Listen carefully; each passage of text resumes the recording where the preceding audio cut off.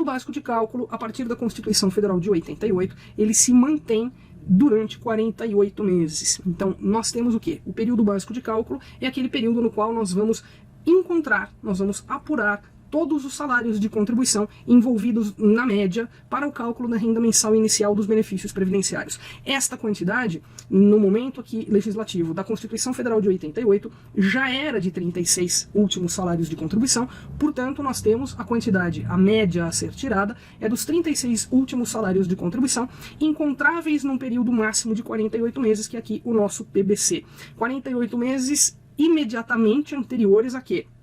A data de entrada de requerimento do benefício ou a data de afastamento do trabalho. E aí aqui depois nós vamos verificar a questão de data de início de benefício, data de afastamento, o que é que isso tudo significava, mas a legislação, principalmente a Lei 8.213 de 91, que veio regulamentar estas questões da Constituição Federal de 88, dizia expressamente que estes 36 últimos salários de contribuição eram aqueles imediatamente anteriores à data de requerimento do benefício ou à data de afastamento do trabalho.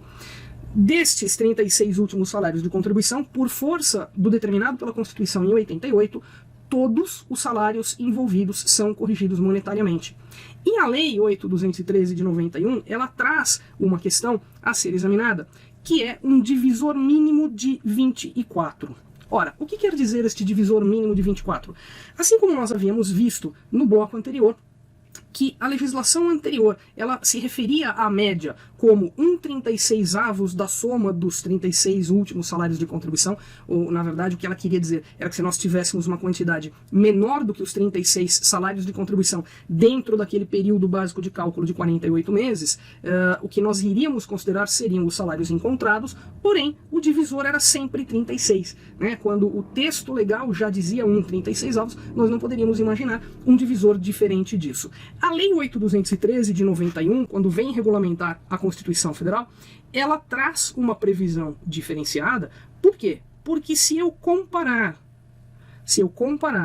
1/36 que nós tínhamos da legislação anterior com um divisor mínimo igual a 24, eu tenho na legislação nova uma situação mais vantajosa. Por quê? Porque imagine você que nós tenhamos, por exemplo, apenas 25 salários de contribuição dentro deste período básico de cálculo de 48 meses. O cálculo seria feito a partir de uma média da somatória desses 25 salários de contribuição dividido por 25. Ou seja, eu não teria aqui qualquer situação de achatamento de média, a não ser que, dentro dos 48 meses de período básico de cálculo, o segurado tivesse menos de 24 salários de contribuição. Aí sim, 24 seria o nosso divisor mínimo. Comparativamente à legislação anterior, na legislação anterior o divisor mínimo era o próprio 36, senão nós não teríamos este 1/36. A grande mudança atual, se é que nós podemos chamar de atual, algo que aconteceu lá em 1999, se deu com a Lei 9876 de 99. A grande ideia da Lei 9876 de 99 era suprir algumas lacunas, suprir alguns problemas que aconteciam pelo fato do cálculo ser feito baseado apenas nos 36 últimos salários de contribuição de toda uma vida laboral, de toda uma vida contributiva. Nós tínhamos distorções para os dois lados. Então, nós tínhamos uma distorção daquele segurado que durante a vida inteira contribuiu com valores razoáveis, mas que ao final de uma carreira, eventualmente participou de um PDV ou montou um negócio próprio e aí acabou pagando salário mínimo ou pagando um salário mais reduzido. Nós temos aquele que perdeu o emprego e continuou contribuindo como facultativo, porém com valores menores, e isso resultou provavelmente numa aposentadoria muito inferior àquilo que aquele segurado durante a vida inteira verteu de contribuição para o sistema previdenciário. Mas o contrário também existia, né? Nós tivemos muitas situações, e isso era relativamente frequente com empresários, eu mesma vi muito isso lá no escritório, pessoas que durante a vida inteira contribuíram com valores pequenos, muitas vezes contribuíram durante um longo período sobre salário mínimo, e pouco antes do momento da aposentadoria, através de alguns artifícios legais, ou seja, a legislação permitia algumas situações em que isso acabava acontecendo, tais segurados contribuíam nos últimos anos sobre o valor máximo. E por conta deste cálculo, desta média ser feita apenas sobre os 3 últimos anos, os 36 últimos salários de contribuição, muitos que contribuíram com valores pequenos durante toda a sua vida laboral acabaram se aposentando muito próximos do teto ou baseados numa média de teto máximo. E é claro que isso gera uma distorção no sistema que, de certa forma, a Lei 9876 de 99, ao ampliar o período básico de cálculo, ao ampliar a quantidade de salários de contribuição envolvidos nesta média, neste cálculo, realmente deixa o cálculo de renda mensal inicial, a meu ver, mais justo. O grande problema é que, além deste aumento de período básico de cálculo, a Lei 9876 de 99 também criou o tal fator previdenciário. E aí o fator previdenciário, aí sim, nós estudaremos mais para frente, é o famigerado redutor de valores em função do quê? Em função da situação legal que permitia, e ainda permite, que pessoas se aposentem de certa forma jovens e que continuem trabalhando. Essa é uma outra questão que vamos examinar, que é a proibição de trabalho que nós tínhamos no começo do sistema previdenciário e que não é mais permitido há muito tempo, ou seja, a aposentadoria não implica na retirada do mercado de trabalho. O aposentado ele continua trabalhando e aquele valor que supostamente seria uma substituição da sua remuneração acaba vingando mais como um complemento de remuneração. Essa é a prática que nós temos atualmente. Dentro do contexto das alterações da Lei 9876 de 99, nós temos, portanto, duas situações. Duas situações por quê? Porque a mudança, sempre que acontece na legislação e que ela tem um toque um pouco mais radical, sempre que ela vai atingir expectativas de direito, mudando radicalmente o direito daqueles segurados, ela traz uma regra de transição. Isso já aconteceu com a carência.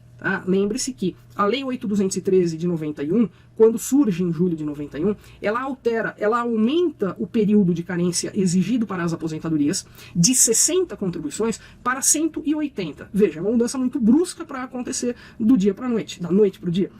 E aí, o que é que acontece? A legislação traz uma regra de transição, uma regra que faz com que aqueles segurados que já estavam no sistema tenham uma transição relativamente suave e não sejam muito prejudicados. Ou seja, aqueles que estão mais próximos de atingir o direito são menos prejudicados do que aqueles que estão mais distantes de atingir o direito. A Lei 9876 de 99, ela traz uma transição, e é uma transição bastante interessante, porque hoje muito questionada, através de uma tese revisional que conhecemos como revisão da vida toda. Por quê? Porque esta regra de transição, por conta de um pequeno detalhe, acabou se transformando para muitos segurados mais prejudicial do que a regra nova, do que a regra permanente. Chamemos de regra permanente a regra trazida pela Lei 9876 de 99. Na regra permanente, portanto, válida para aquele segurado que se filiou ao regime geral de previdência social após a sua vigência, nós temos o quê?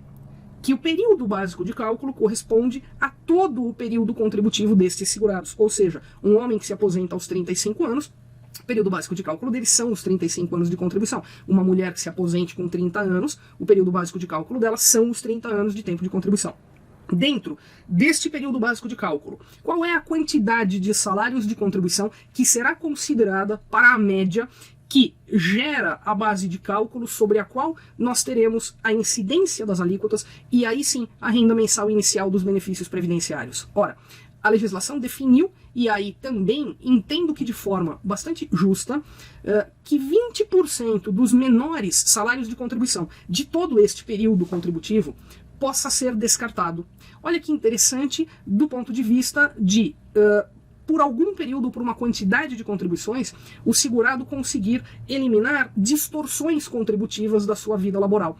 Ora, quando se começa a carreira em que você tem valores de salário pequenos, quando você está entre empregos, que você tem salários muitas vezes proporcionais em relação a datas de entrada e saída de empregos, ou até mesmo aquele período que o segurado ficou desempregado e que, portanto, ele contribuiu por conta própria, eventualmente em valores reduzidos, porque o dinheiro falta, ou ainda aquele final de carreira, ou aquele momento que nós bem sabemos que na realidade brasileira acontece, em que após uma determinada idade, se o trabalhador perde o seu emprego, o retorno, o reingresso ao mercado de trabalho fica muito prejudicado e muitas vezes ele vai contribuir com valores menores ou aceitar um subemprego. Ou ainda, quando nós temos aquela realidade em alguns momentos, e o Brasil é um país com muito disso, com muitos empreendedores, muita gente parte para abrir negócios próprios, e nessas situações acaba contribuindo durante algum tempo, ou por necessidade, ou por desinformação, com valores reduzidos. Então, nesta regra trazida pela Lei 9876 de 99, em que nós tomamos, em todo o período básico de cálculo, em todo o período contributivo, as 80% maiores contribuições, após a devida correção monetária de todas elas, na verdade o que significa é o quê? É a possibilidade de descarte das 20% menores contribuições. Né? Isso faz com que, tendencialmente, se eliminem estas distorções das situações que eu acabei de mencionar. Ao lado disso, nós temos a tal regra de transição, que eu já comentei. Regra de transição esta, válida para quê? Para todos aqueles segurados que já estavam filiados ao sistema antes da vigência da Lei 9876 de 99. E aí, o legislador escolheu um período básico de cálculo fixo, digamos assim, ou pelo menos o início deste período básico de cálculo é uma data fixa. É a competência julho de 94. Por que julho de 94? Na cabeça do legislador, qualquer período escolhido anterior a julho de 94 demandaria um cálculo mais complexo para se chegar à média dos salários de contribuição. Por quê? Porque ele pegaria outras moedas. Né? Julho de 94 é a data de início do real. Antes disso, se tomássemos salários anteriores, nós precisaríamos fazer conversões. E na ideia do legislador, estas conversões poderiam levar, ou certamente levariam, a prejuízos e perdas financeiras concretas para os segurados. Claro que para que isso seja realidade, para que isso se comprove realidade, nós precisaríamos de estatísticas, simulações, estudos atuariais. Não tenho certeza que isso tenha sido feito.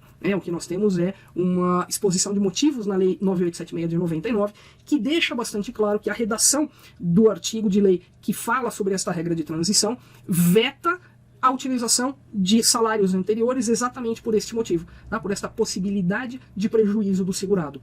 Ora, e aí neste ponto, e é aquilo que a revisão da vida toda pretende, será que esta regra de transição é obrigatória? Ou seja, será que o segurado ele não pode simplesmente optar por não cumprir a regra de transição, mas sim estar atingido pela regra permanente, ou seja, utilizar todos os salários de contribuição, os 80% maiores salários de contribuição de todo o seu período contributivo, caso isso lhe seja favorável? O que acontece é que, na prática, se utiliza simplesmente a regra de transição do jeito que ela está posta na legislação. Ou seja, o PBC é o PBC que vai de julho de 94 até a data do requerimento, ou na verdade até a data de início do benefício. Né? Nós usamos aqui, eu sempre uso essa data de requerimento, mas estamos falando basicamente da data de início do benefício. Não necessariamente a data do requerimento, principalmente se nós formos brigar por alguma situação de direito adquirido ou direito adquirido a melhor benefício, que conversaremos lá quando tocarmos nas nossas teses revisionais. Agora, a quantidade de salários de contribuição que nós vamos buscar neste período básico de cálculo de julho de 94 até o início do benefício não é, por regra, 100% destes salários de contribuição. Mas também não é, por regra, 80% dos maiores salários de contribuição do período. Por quê? Porque a regra de transição traz uma redação diferenciada em que ela determina que a quantidade de salários de contribuição envolvidos será de, no mínimo, 80% dos maiores salários de contribuição. Ora, quando a legislação afirma que eu tenho, no mínimo, 80% dos maiores salários de contribuição, você já identifica que eu posso ter mais do que 80% dos maiores salários de contribuição tomados para o cálculo da média.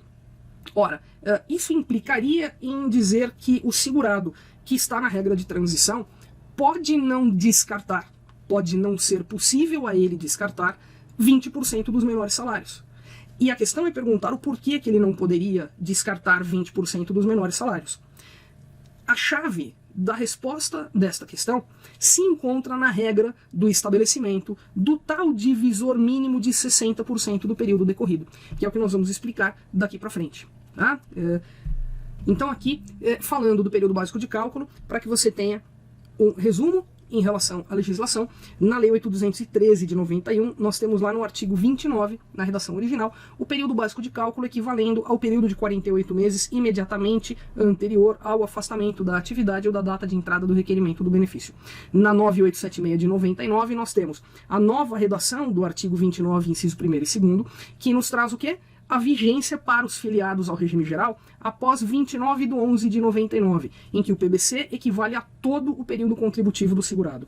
E na 9876 de 99, o artigo 3º é quem estabelece esta regra de transição que eu estou mencionando, que serve para aqueles segurados filiados ao regime geral antes de 28/11/99. Onde o período básico de cálculo equivale ao período contributivo decorrido desde a competência julho de 94 até a data de requerimento, basicamente até a data de início do benefício.